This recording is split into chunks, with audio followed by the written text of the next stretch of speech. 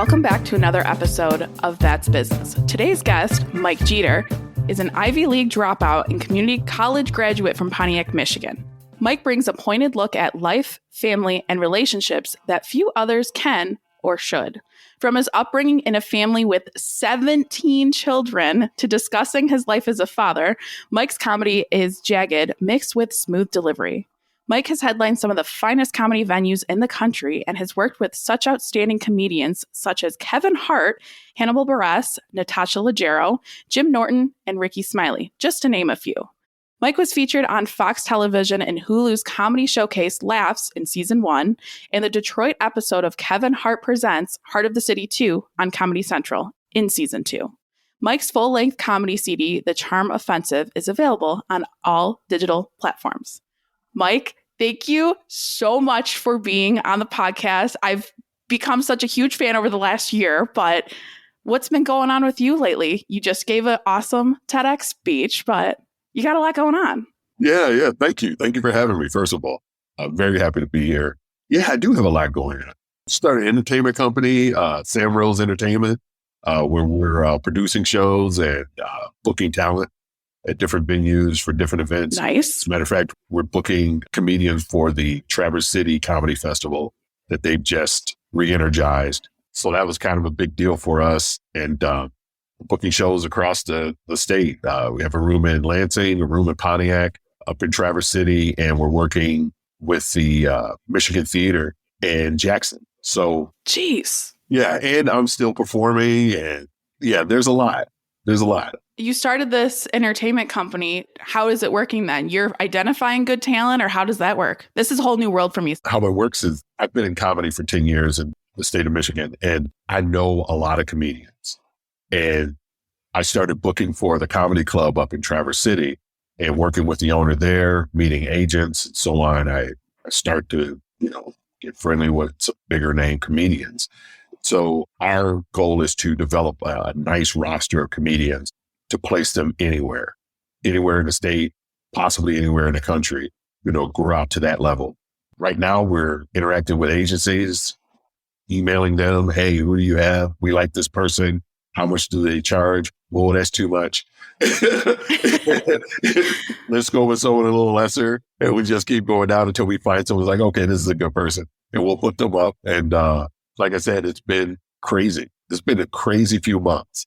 That's exciting, though. And you said you've been in comedy 10 years. So how did you fall into this? I feel like you obviously are, like any comedian is obviously hilarious, but how did you fall into getting into comedy or decided, maybe I should be a comedian? It's funny. Most funny people, they've always been told that they're funny. Family, friends, it doesn't matter. And I was the same way. I started out a really shy kid. I was very, very shy. Really? I'm still shy to a certain extent. Yeah.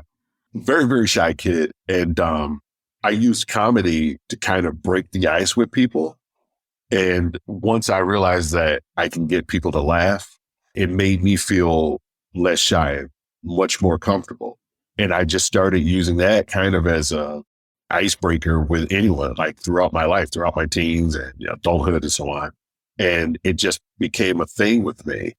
I'm very observant, quick-witted and all. And my friends and family, man, you should get into comedy. Well, one day my ex-wife, outside of my daughter, best thing she did for me was get me classes at Mark Ridley's at Royal Oak, the Comedy Castle. And as soon as I stepped on stage, I was like, yeah, this is me. And just been running ever since. I didn't realize you took, I love Mark Ridley. I actually saw you at Mark Ridley about a year ago. So that's so funny.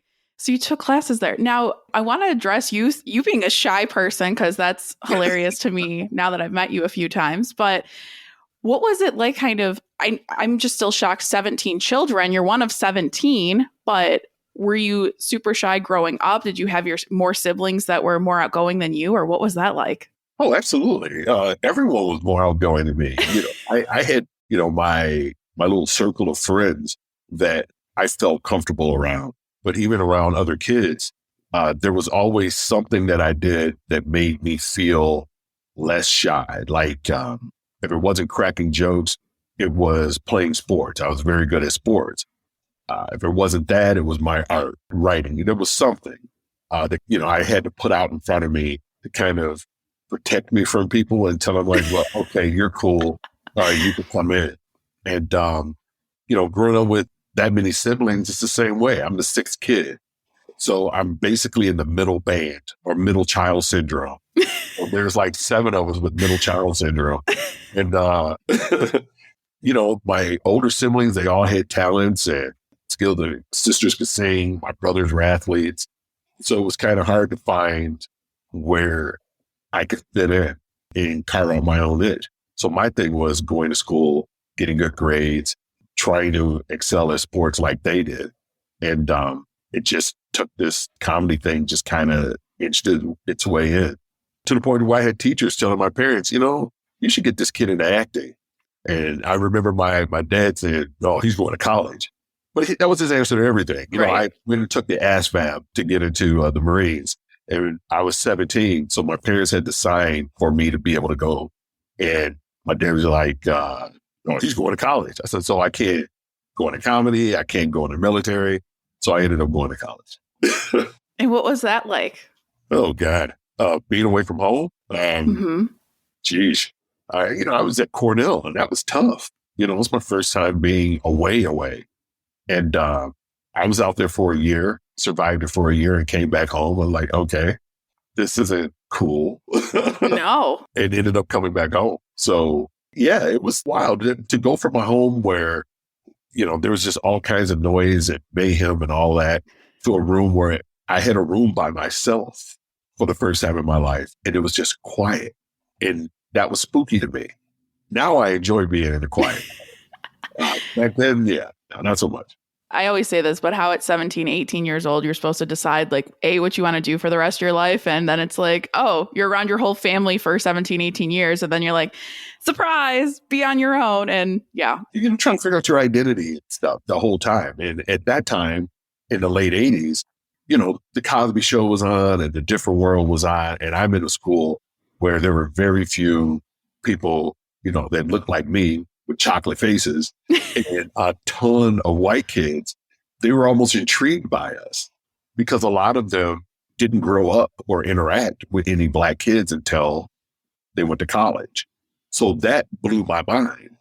And the presumption was that my parents were rich, they were doctors or lawyers because, this is how representation matters.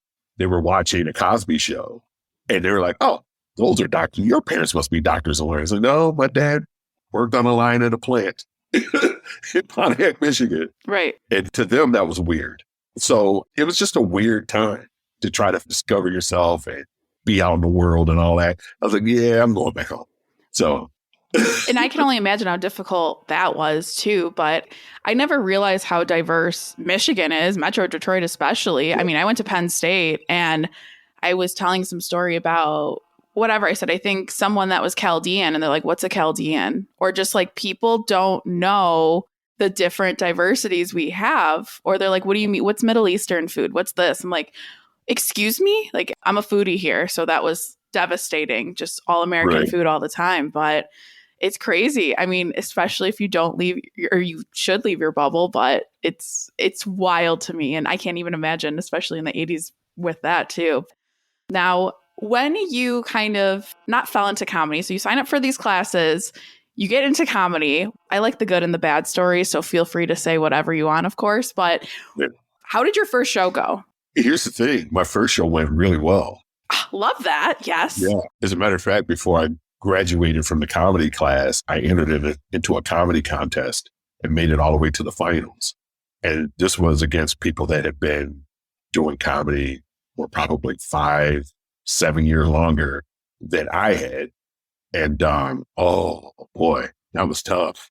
They were probably angry. There was a lot of like, who's this old guy? Yeah, man, I'm 40 at the time. I'm 42 years old, 43, and I'm up there with 20 somethings.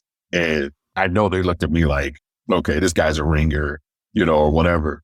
And it was weird being in that situation because in high school and college, I was big man on campus, captain of the football team and I was the Black Ferris Bueller at my high school. I love it. I hung out with everybody, and to go into comedy, I was like kept at arm's length by all of the kids.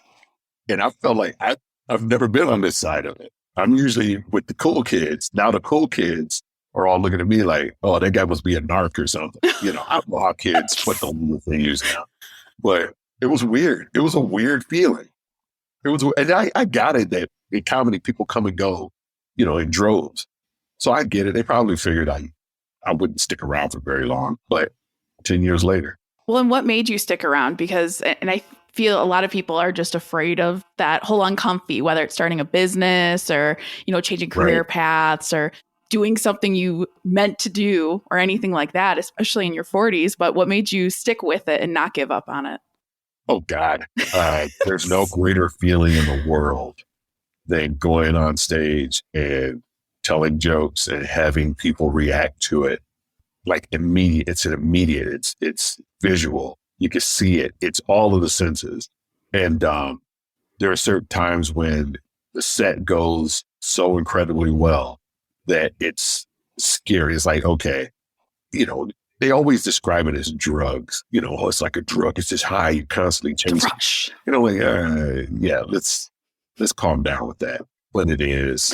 And once you get it and you get a good show under your belt, it's like, okay, I want that again. And I want it again and again. And if you get it so often, you know, I'm not going to sit here bragging like, yeah, well, you know, people laugh at my shows and they just lose it. You know, my fear is like, I don't want to get to the point to where it becomes so, I just get so used to it that it's not special anymore. So that forces me to write. It forces me to throw new stuff out there and say different things and try different things. And I can't remember the comedian that said it, but I think it was Bill Burr.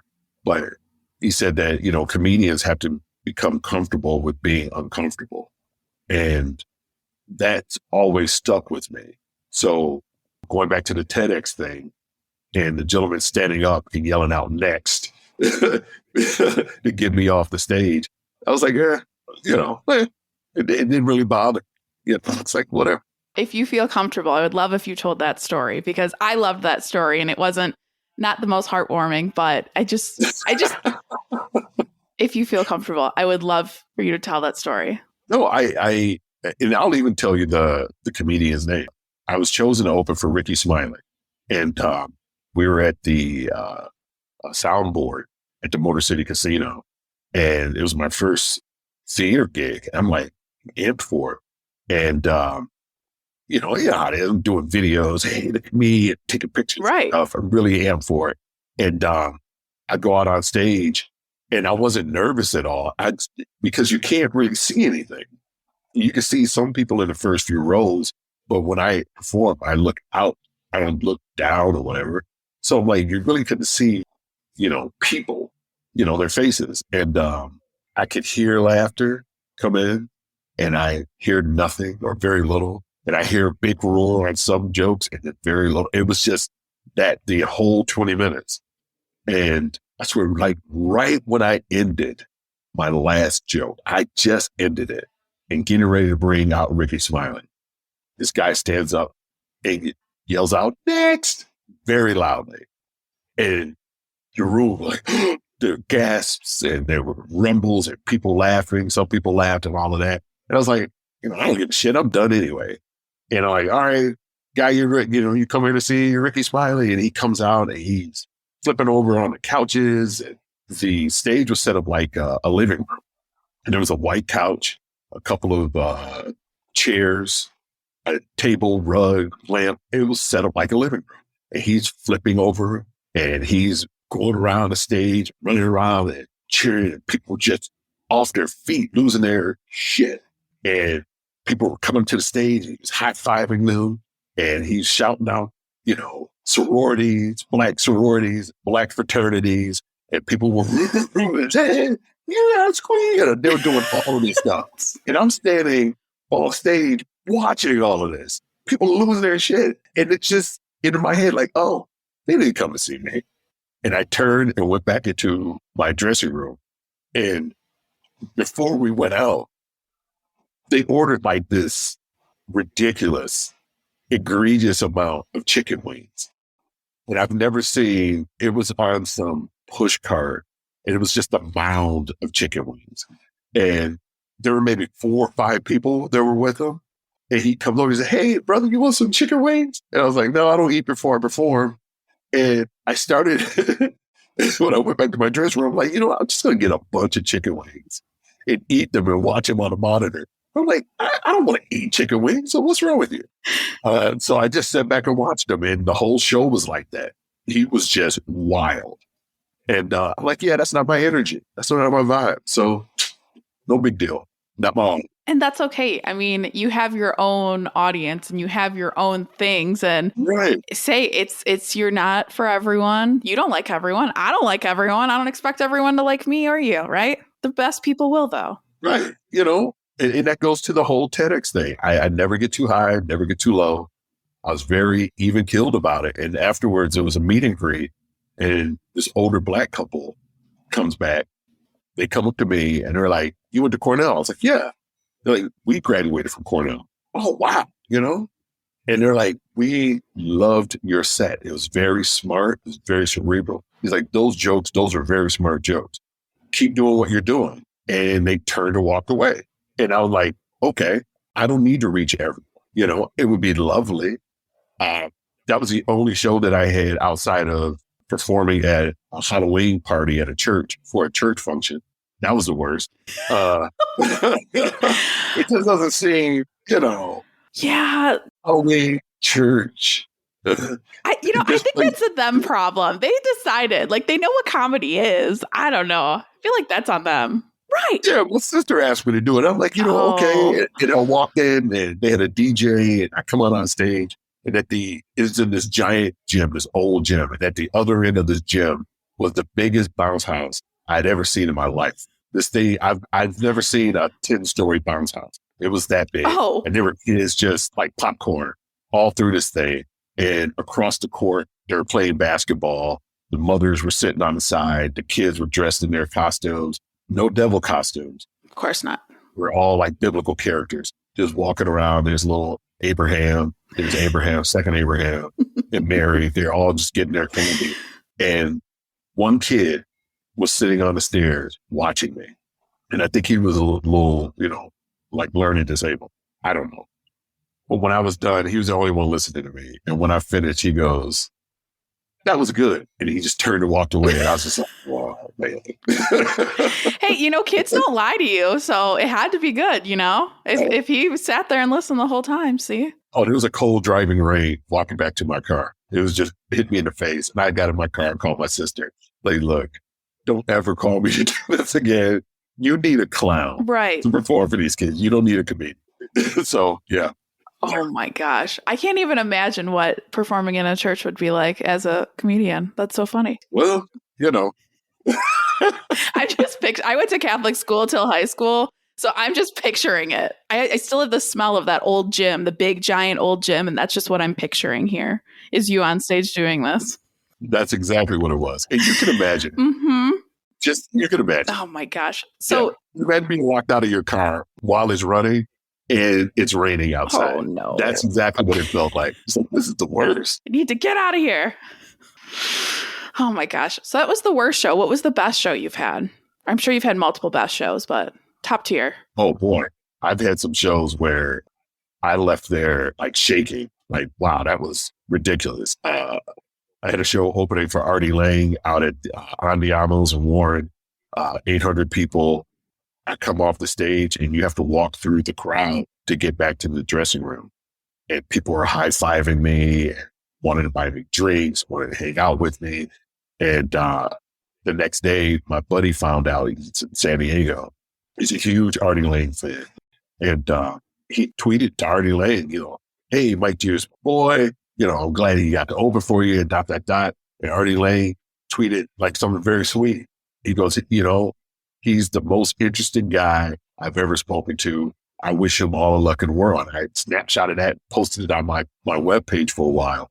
But it was cool because he was just the nicest guy I had met in comedy at that time. He seemed genuinely interested in my life. He's asking me questions about my family and my kids and so on.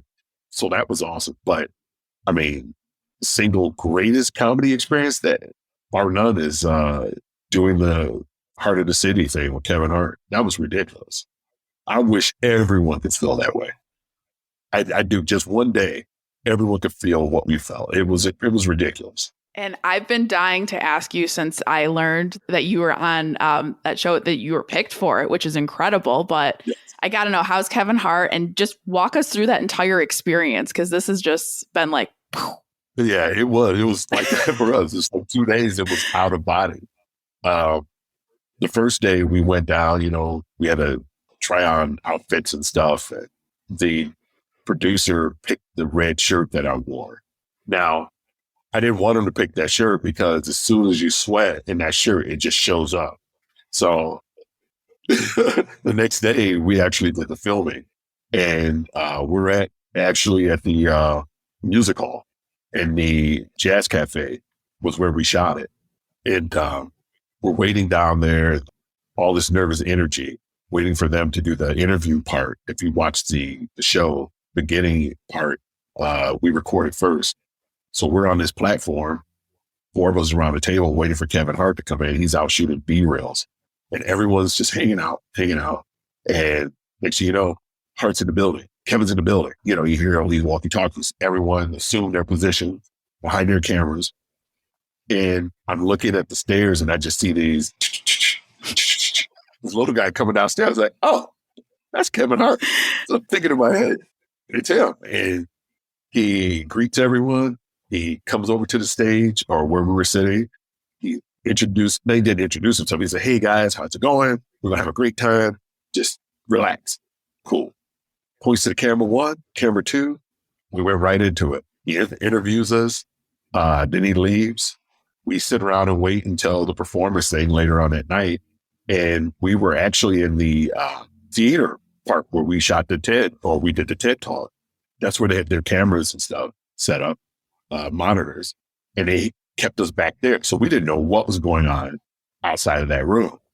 And when it was my turn to come out, I come out of the theater, I go down some stairs, and it's just a sea of people in the lobby with monitors. And I'm like, what the hell? And they take me down to the lower part where the Jazz Cafe is, and there's a sea of people in there. Well, there were only supposed to be 90 people, I think, in there, and they had maybe 150. They told people, hey, these dignitaries and all that. So you're looking out, the mayor and all this stuff. And I'm in my red shirt, and I'm waiting in that hallway before you go down into the Jazz Cafe. And I'm there with my arms out like this. Trying not to sweat. Thinking like a penguin. And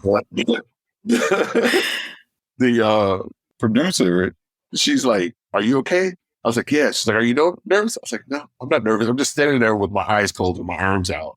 And she goes, okay. She's like, well, you're up next. I was like, okay. And I go on stage, and I look down at my 3 oldest children and my ex-wife are sitting in the front row. And I just went, huh. I was like, oh, okay. And I told my jokes. And the first joke I told, it was such a roar that came at me. And then I see Kevin Hart and Joey Wells, and I always forget the third guy. There are 3 of them. They're sitting on this riser where the bar is, and I see Kevin Hart.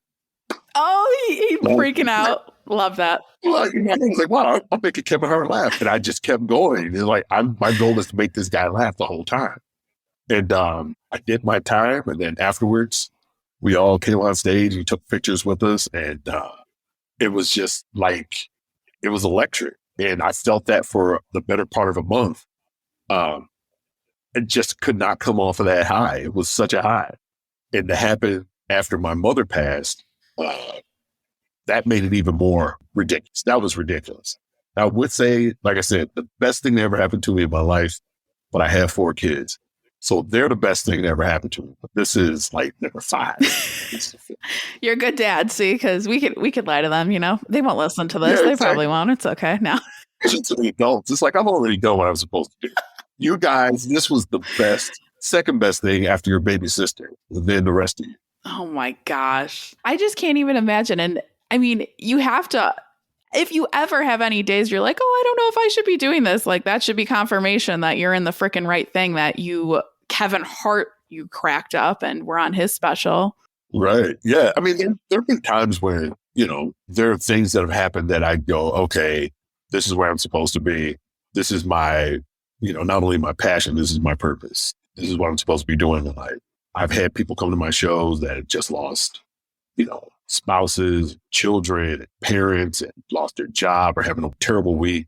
One show I did out at the Holly Hotel, my first time there was a group that came out to watch us perform, and they come up to us after the headliner and myself after the show, and they explained to us, like, hey, we really enjoyed your show. You guys are great.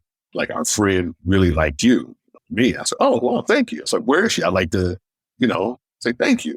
So, well, she has brain cancer and she's very weak. So we had to carry her upstairs. There's no elevator there. It's an old building. And they're like, yeah, we found out she only has a couple of weeks to live. But he's like, we've been crying. We've been upset, trying to deal with it and all that. We're like, you know what? We need to do something to lift our spirits. We're going to have fun the rest of the time that we have with her. And the guy goes, I'm looking in the paper and I saw that there was a comedy show out here. And we were like, let's go to the comedy club. And they came out and they were like, she really loved you. I was like, wow, man, that's incredible. And the guy goes, and this is how I know this is where I'm supposed to be. The guy goes, I lived here for 35 years. I didn't know that they had comedy here. They've been doing comedy for over 20, 25 years. He goes, I never knew that they did comedy. I looked at the paper. It was the first thing that I saw. And I'm like, could you tell her, I said, thank you and all that. And it's like, yeah, we really appreciate it. We'll tell her. And they left and I went in the green room and I cried. And I was just like, it hit me in such a way. I was like, okay, all right, man, you're doing what you're supposed to do. And I had another incident over in Windsor. I had a gout attack. And if you never had a gout attack, don't have a gout. Drink your water. Drink lots of water. Stay away from the red meats and the liquors. Gout's terrible, to the point to where I felt sick, like feverish. And it was in the fall. It was cold. I mean, it was raining hard. It was cold rain, which made it feel worse. And I was going over to do a show. My friend had a show at a bar over there. I'm closing the show, but I'm like, I can't. I have to get home. I don't feel well. And I tell him this. He's like, well, I'm putting you up first. So I go up and there's this young lady who was sitting in the front and she had almost like a hijab, like covering her head. I'm telling jokes, sitting down. I'm telling them I have gout, whatever. It's all right. I know it's stand up, but I'm going to sit down. And I do my act. And these jokes, she's laughing loudly. And I'm like going, okay, it's not that funny. I didn't deliver it very well. Like halfway through my set, I'm going, wow, you're laughing really hard. It's like, I want to take you to all of my shows. And after I'm done, good night, I go to the door and I'm talking to another friend before I leave. She comes over to me. She goes, man, that was incredible. Funny. I really appreciate it. I'm like, hey, thanks. I appreciate it. She goes, I just want to tell you, it's like, I just found out that I'm losing my hearing in my ear. So I'm completely deaf in one ear. I forgot what she had, but it was something that took her hearing from one ear and she was losing it. Just found out she was losing it in her other ear. And she's like, I've been depressed walking around the other day. And I walked past this place and I see in the window, it's comedy night, Thursday night comedy night. And she's like, I want to hear something. I want to laugh. And she's like, I decided to come in and here I am. And I'm just looking at her. And she said, so I just wanted to thank you. And she shook my hand and my buddy goes, well, there are other comics. There's more comedy. And she goes, no, I got what I needed. And she laughed. Oh. And I looked at my friend and I'm like, hey, I'm going to go home. And I jumped in my car and I cried all the way back, all the way home. It's things like that you just go, okay. When it happens, it's like, all right, this is it. This was meant to be. I'm doing what I'm supposed to do. And so those two instances, the TED Talk thing, Kevin Hart, all of this for me this is where I'm supposed to be. Well, and you just tell stories that you're so relatable. I mean, you take people through emotions on your sets. I've watched YouTube even outside of the shows I've been to, and you do this every single time. You make people laugh. You're so relatable. I was laughing at the one show where you're talking about Italian woman. And as one myself, I was like, damn, he's really hitting the nail on the head. And my friend's losing it laughing. But then you bring it back and talk about your mom and how difficult that was losing her and talking about your kiddos. And you are just so relatable. And that's why you're meant to do what you do. Again, not hating on other comedians, but it's not so absurd or just so Hollywood, like no one can relate to, or it's funny.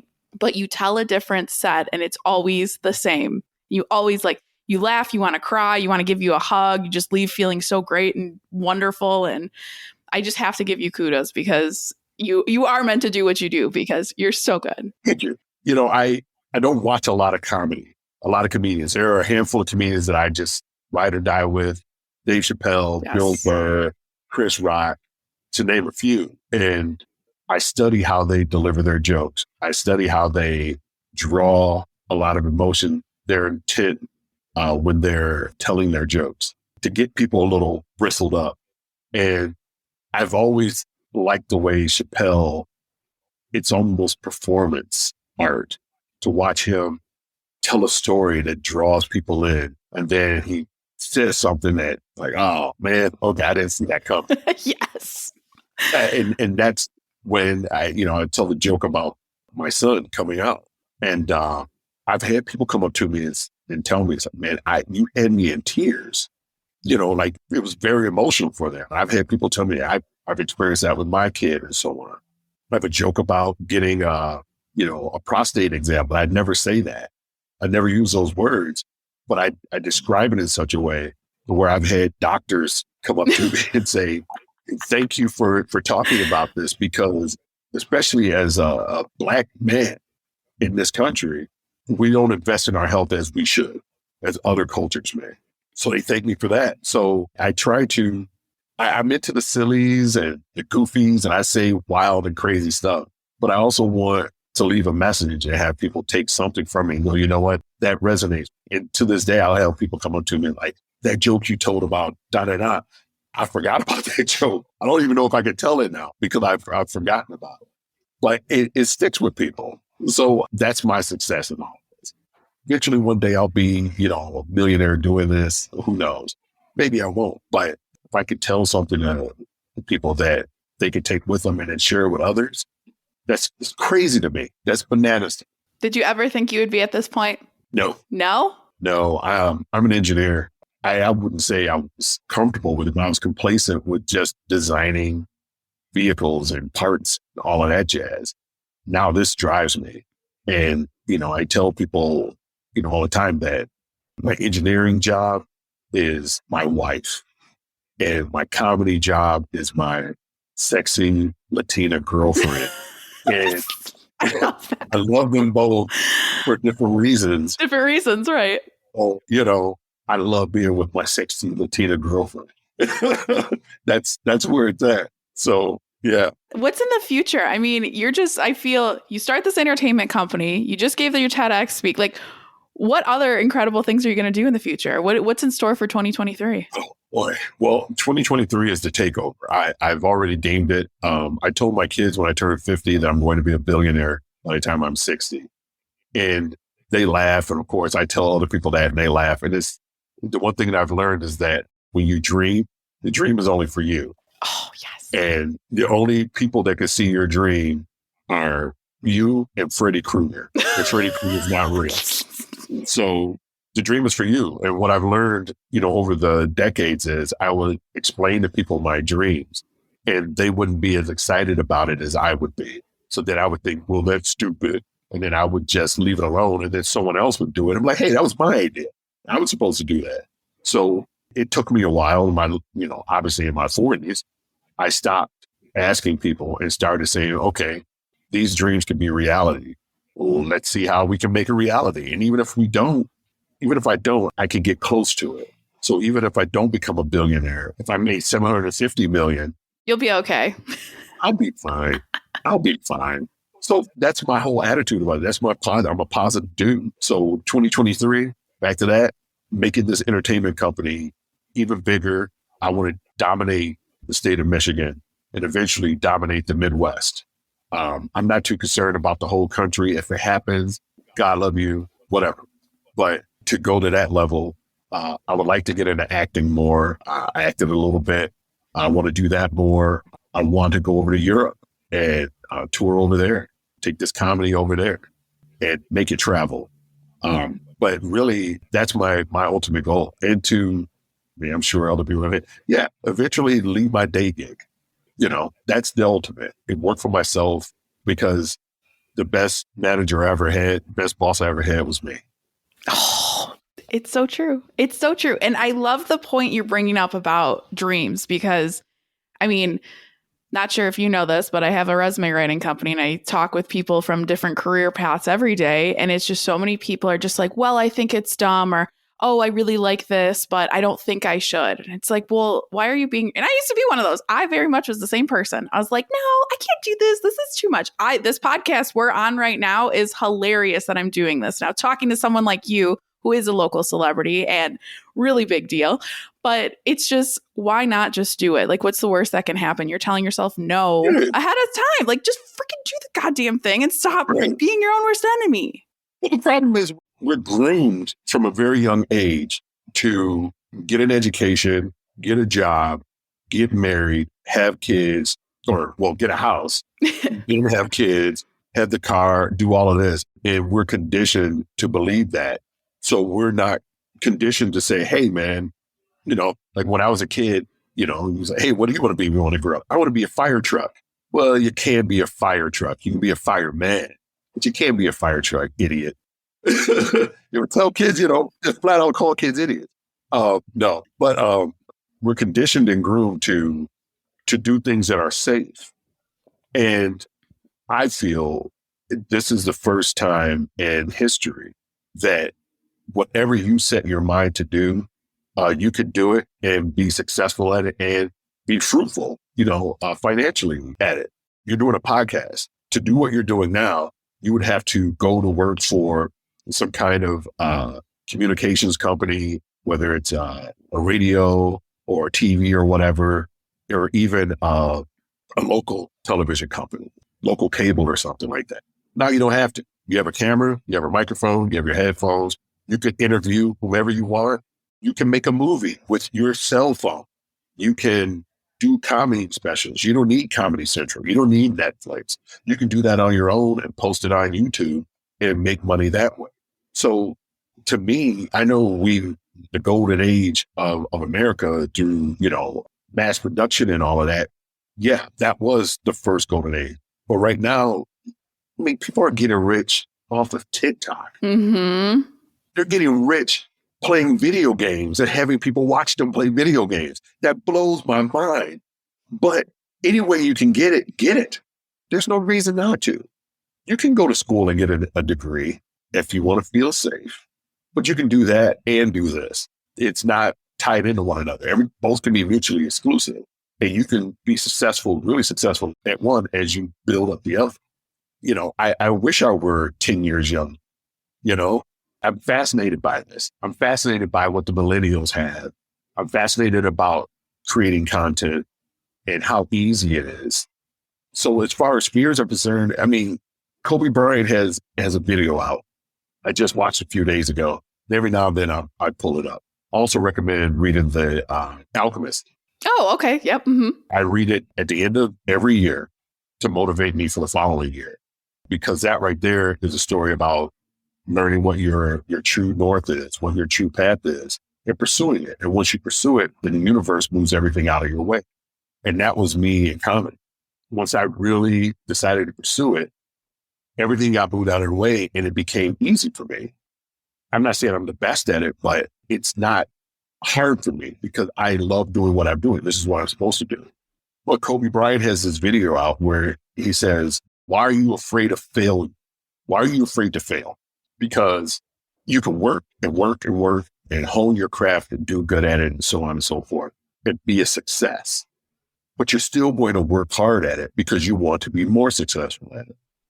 But if you work and work and work and hone your craft and you fail at it, you're still going to get up the next morning and work harder and harder and harder so you can become more successful at it. So either way, the goal is to become more successful in what you're doing. So why fear it?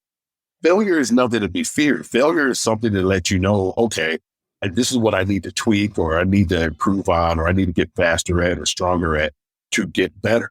And once you get better, you still are striving to get better.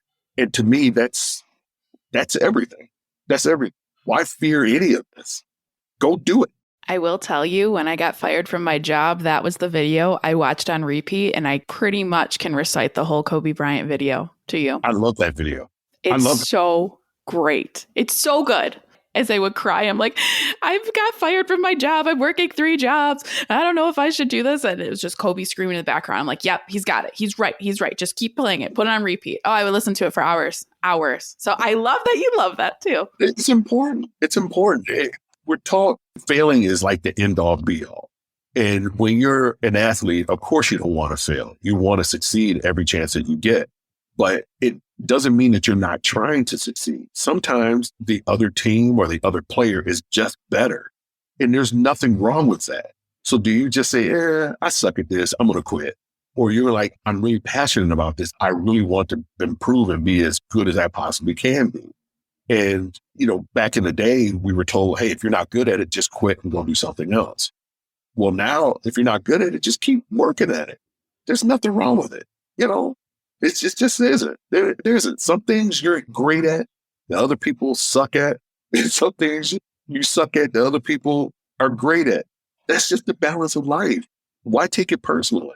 Well, and you don't wake up just in a success. Like, you don't wake up like comedy legend, or I didn't wake up like, wow, I'm really good at writing resumes. Like that 10,000 hour rule. I brought this up on my last podcast, but Malcolm Gladwell's from his book Outliers of the 10,000 rule of put 10,000 hours into something, you're an expert. But it's so true. And I think it's hard. I mean, it's not a glorious path, and you've shared some of the hardships, and I've preached about mine on every other podcast. So I won't bore listeners again with mine, but you just have to keep at it. And question for you though, do you have people, because I've learned this a lot, like people that see your vision that you really trust or like rely on, whether it's other comedians, friends, partners, family members, your own kids, do you have anyone that you rely on when you're having those down days or days when you're like, I don't know if this is what I should do? Oh God, yeah. My best friend, Jim, my buddy, Jim Backus. I've known this guy since I was 19. He's always told me that I should be a comedian. And I was just like, Jim, I have a family to raise and responsibilities. You don't understand, But he was right. And whenever I'm feeling kind of some kind of way, that's my hype guy. He's my Flavor Flav. And I love this dude, and vice versa. When he's not, having a great day, I'm his hype guy. Yeah, if I'm going through it, it's him, 100%. And you have to have that, right? There's going to be people that aren't going to, I've had friends I've grown up with. I've had family members like, oh, your business is cute. That's cute. You have a little podcast. And it's just, It's so frustrating, but it's like, screw them. I'm not going to give the energy, the bad energy. You just be positive, like you said, and give your love to the people that support and love you, no matter what. Only 2 people can see your dreams. Only 2 people. You and Freddy Krueger. I'm telling you, only 2 people. I love that. Here's the other thing, too. People generally don't back you or support you until you've done something. And once you've done something, then it's like, whoa, okay, maybe I should start paying attention. Maybe I should share their show dates or their videos, or when they make announcements about, shows that they're producing. Maybe I should go and support this person, because up to and until then, it's just bap, bap, bap, bap, bap, and everybody's bap, bap, bap, bap, bap. When you start doing things and people start taking notice, it's like, okay. And I don't sit back and say, well, I told you and do it. I don't do that. I go, okay, what else can I do next to show these people I'm serious about this? So the next thing was, comedy, Kevin Hart. Then I'm in Flagstar, every Flagstar bank. My big head is in there as a model for the bank. I was Santa Claus for OnStar last Christmas, which was crazy. Then I start my business, this Sam Rose Entertainment. Then I do the TEDx. So instead of telling people I want to be great, I show them. And when you show them, they're like, okay, I can get behind this guy. I did see you in Flagstar. I was just in one the other day, and I was like, I know that guy. It's the craziest feeling in the world. It's the craziest feeling in the world. I have that. When I was at TEDx, there's a guy who is a manager at Flagstar. And some higher up there. He goes, as soon as I saw your name, I'm like, I know this guy. Please. He stares at you every day. Like, I couldn't place where I saw you. Like, that's what he said. It's like, I stare at your face every day. He's right outside my office. I was like, yeah, man. I'm everywhere. Right. Can't get rid of me. I love that. I'm telling you. You're incredible. Now, as we wrap up, first of all, where can people find you? Where can listeners find you? My website is michaelgeeter.com, Geeter.com. I'm on the Book of Faces, Mike Geeter. I'm on Instagram and Twitter as Mike Geeter. And I just got on TikTok about a month and a half ago. I'm trying to figure that out. Oh. Yeah. I'm not doing any dances, man. So if you guys have any suggestions on how I can get rich without doing dances, I'll sing, but I'm not going to do a TikTok. You don't have to do the dances. We'll talk TikTok, but I'm going to follow you because I'm excited for you to be on TikTok. Okay. Yes. And my last question I like to ask every guest, what advice do you have for listeners? Never get too high, never get too low. Life is balance. You're going to have things that are just ridiculously cool happen. You're going to have things that are tragically terrible. And it's hard to center yourself, but if you constantly repeat that mantra of never getting too high, never getting too low, that'll help you center yourself quicker and you'll be able to make better decisions. You won't be as afraid of these things occurring. And, when good things happen, you'll just say, hey, that's cool. Okay, what's next? When bad things happen, you're like, wow, man, that's horrible. Okay, what's next? What do I have to do to get myself on the other side of this? So that would be my suggestion and my advice to all of the listeners. And if it doesn't work, give me a call. I'll train you. I'll teach you on it.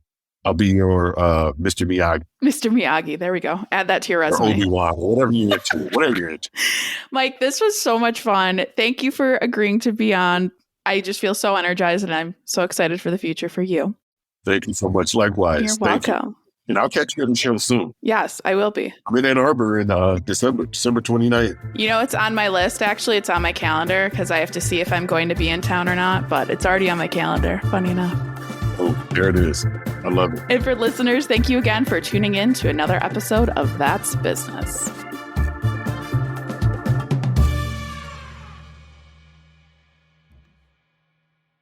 If you're looking for a career change and you're not sure where to start, the Resume Rescue can help. Sure, there's no such thing as the perfect fit for everyone, but here at the Resume Rescue, we're on a mission to find the perfect solution for you. Whether it's changing careers, updating a resume, learning LinkedIn, or practicing interviewing, we have you covered. Find us online at theresumerescue.com and find all of our contact info in our show notes.